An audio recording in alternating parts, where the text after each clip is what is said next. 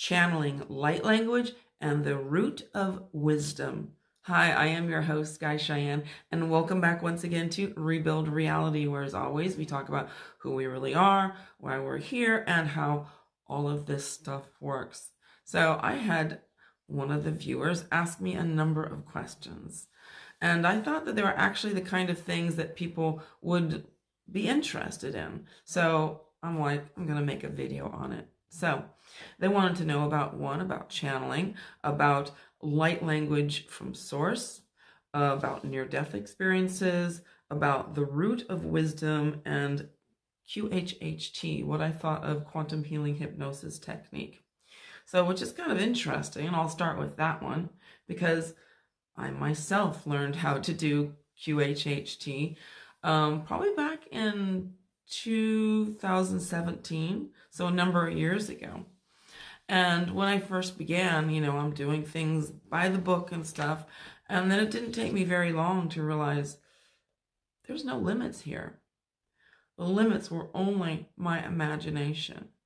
And so every single session with people became an entirely different experience. I mean, the stories I have are just kind of mind-blowing.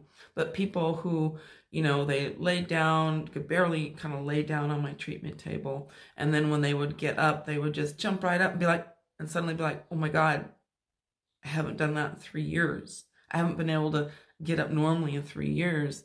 Lots of people with lower back problems, which of course are all to do with not feeling supported. Things that would just kind of blow your mind. Really. So I think it is a very, very powerful technique, but like all techniques, like all forms of anything that happens out there, it depends on the person doing it, right? So you can have a restaurant.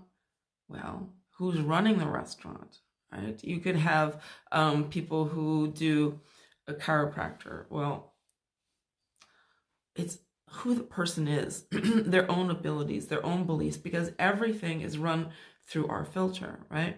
So because I understood that, I'm like, well, there's no limitations here.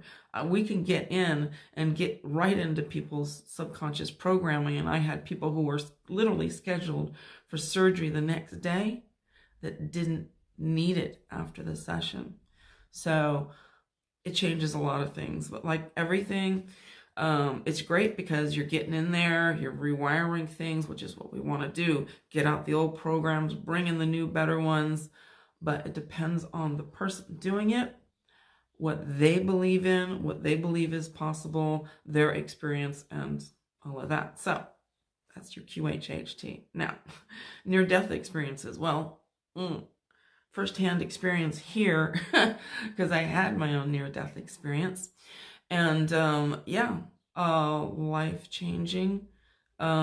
So I think it really kind of depends, because if you've looked at near-death experiences, they really kind of run the gamut of a lot of different experiences that people have, although there can be many similar ones.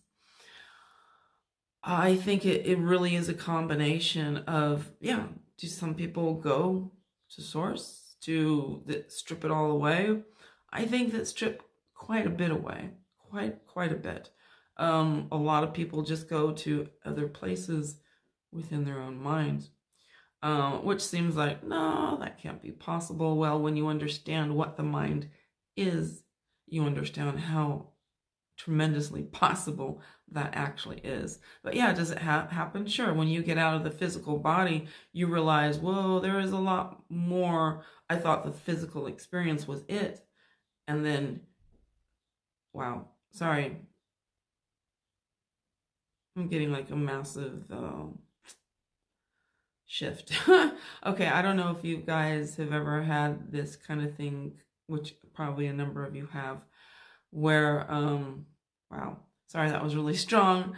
So a lot of things happen to me that, I haven't really spoke about yet. But one of them is where I'll get this, where it sounds like this high-pitched sound. Usually it'll be in one ear, but a lot of times this whole thing just literally goes through me, through my whole body, and it almost begins to shut down all my senses. And sometimes I feel like I'm going to pass out because I'm leaving here. It's like, okay, exiting here, exiting this program. So sorry about that. But that is kind of, you know, part of the whole kind of near-death experience. So yes, people have them. They are incredibly profound experiences for people, even when they have what are, from this 3D perspective, like momentary ones, can completely change a person's life because they got out of this experience, and it's like the fish out of water. Suddenly you're like, oh my God, now I understand what water is, when before I never even knew I was in it. And many, many people have a really hard time coming back.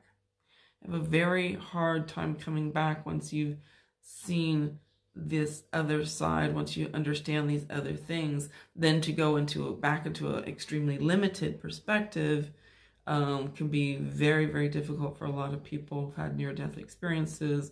A lot of people they just want to get out again. They want to get out again. So, yeah, it can be, as amazing as it is, it can be very, very difficult when you're like back here again. So everyone's different. Some people come back with abilities. Some people have tremendously expanded abilities. I know many, many things have happened to me. A lot of things that weren't there before were there after my near-death experience. Some people just come back with just obviously an expanded awareness now, where they're like, okay, you know, this, so it completely changes their perspective of life. So that's kind of an outline of near-death experiences, because they just asked me, well, what do you think of near-death experiences? Are they real? Yeah, absolutely. They're real experiences, just like this is a real experience. Is it part of the absolute truth of the true reality? No, because it's an experience. It's an experience of a realistic thing.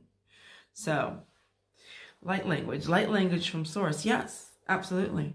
There are light language that comes from different levels of creation. And I think a lot of that has to do with understanding how that kind of comes down. So the way I like to explain it is where, let's say you've got just this one light source, and let's just say it's a white light source, and it's just one pure white thing that, like the color white, has all colors within it. Then you put it through a prism. You put it through this thing where it kind of diffuses it. So you take one thing, just like the Big Bang, and you, boom, like that. And it goes out into all these other colors, all these other frequencies. And of course, frequencies create different levels of vibration, which create energy. And then you get this whole spectrum. Whereas before it was one thing, now it's kind of like accordioned out into all these different things, right? So light language can come from different places. Now, when I was very young, I don't know, 6 or 7, you know, when my farthest back memories of it, I used to talk to myself in this language. I didn't know what it was. It doesn't sound like any other human language at all, not even close. It's a lot of kind of clicks and I don't know. I'm not going to do it here, but so now when I learned about light language, obviously many years later, people who would be doing it to me sounded like they were trying to speak like Native American. A lot of people, and I noticed a lot of people sounded the same, you know. Whereas what I was doing, I'm like, well, what I was doing was obviously not human language. What it is, where it came from, I couldn't tell you. I remember exactly what it is to this day. But light language does come through, does come down, you know. Yeah. Is it a real thing? Yeah, it is. Now, of course, when a person's doing it, it is like everything else. it depends on your filter. So everything from every single person is coming through a filter, right? So how pure something is, how direct, would depend on the awareness, the expanded awareness that that person has. So everyone has the opportunity to either accept and be influenced by what someone else does or not. So that's kind of everyone's choices as to if they're going to incorporate that, if they're going to do it for themselves, if they're going to have someone else do it for them, etc. So that's what I think about light language. So what else here? Channeling. So once again, same thing. What's the filter? What is the filter, right? Now there's people like Bashar, people like Abraham Hicks, who are obviously both extremely well known. Lots of great information, lots of wonderful information. I really liked it when I found out that Abraham Hicks, Esther Hicks, was, she actually trained with Seth, who to me was so good, so good, because it was answering things in a way that were next level. So what I do see is there are limitations. Sure, there's correct information, but I keep thinking, I'm like, why aren't you just telling them the truth? Why aren't you just telling them the whole truth now? Why are these kind of ways around it? Or yeah, you're saying things that are true, but you're not just saying the one thing that people need to know. You know, that we are in an illusion that is created by our belief system, that's being filtered by our belief system. This is what's going on here. And people like Abraham Hicks, like before, was kind of, it's in that kind of area where you're saying things, but I can't connect that to my 3D experience. You know, it sounds great and I feel like that's good stuff and there's something there, but I can't integrate it into my own life experience. I can't fit the two together. So it's, even though it sounds great, it's not helping me enough to get out of here. It's not the information that's gonna put the key in the lock and turn it and unlock that door. Now, I have noticed that over the years that Abraham Hicks has kind of gotten more forward with the information, but it seems to me like only when other people already open that door. So maybe it was because they didn't think that people would be able to accept it, that people would be able to understand it. But I think a lot of people are way smarter than they get credit for, right? With a lot of people are like, oh, they don't know, I'm kind of spoon feeding things. And it's like, just tell me, like, but what is this thing? It's like, those things are great operating things, great things to know about this experience. But until you lift up the curtain, until you pull back the curtain, until you lift up the covers and you understand what is the foundation of why we're here in the first place, what is this thing? What the hell is this thing, right? Until we answer those questions, yeah, because those questions get rid of every other question. When we understand that we are, like I said, in a 3D virtual reality, the illusion that is all the way around, and that there is energy coming in here and we're interpreting it with our belief system. We're filtering it with our belief system. That's why a lot of people will say life has no meaning. And that's true. It is only when we take this energy that is it's just energy, right? And we run it through our filter system that we take that energy and we create it into our entire reality, into all the people, what they look like, what they, you know, are they male, are they female, what kind of traits do they have? Is that a tree? Is that my kitchen counter? Whatever it is, we are taking that energy and by our beliefs, filtering it into objects, into people, into what we create our reality with. So the fact that these people aren't saying that, I'm like, well, isn't that kind of the most important thing that we need to know? You know, like, where are we? What is this thing? Right? So, and until those questions are answered, I always have to wonder, why aren't you telling them those things? Either because one, you don't know, or two, you're withholding it. So that's where I that's where my take is on that. And that's why, because, you know, like the rest of you, I listened to all these things for many, many, many years. But it just kind of drove me nuts that I'm like, in all of it, all of the whole spiritual teachings and all of that, I'm like, just freaking tell me, just fucking tell me, you know, what it is, you know, what is really behind it all. So that's why I finally came to the conclusion that I'm like, well, they either just don't know to begin with, or they're withholding it on purpose. Because what else is there? Why would you not tell people? There's no other reason to me not to tell people what's going on here. So that's what I think about channeling. It's as good as the people doing it. Seth was, to me, the best, most honest, most clear, most information that holds up to this day. So there you go. So, okay, so what else? So that's near death, light language, QHHT. Now, channeling this one, the root of wisdom. And of course, I looked for this myself. I'm like, well, where do these people get this stuff from?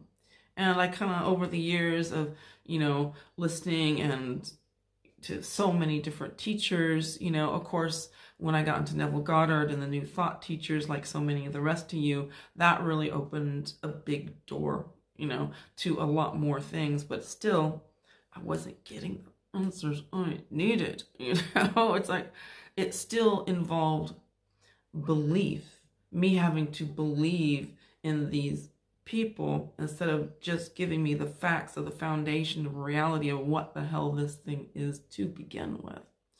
So now, as far back as I go, is that I was able to find, and I think it's just because there just wasn't many writings before that. Obviously, the roots of wisdom go as back as far as you want to go, you know, way beyond the Egyptians, the Sumerians, and, you know, way beyond that, because human beings in this story, and I will say it's a story because it is a story of our history, because the things I'm talking about here are talking about things as we in the human experience them.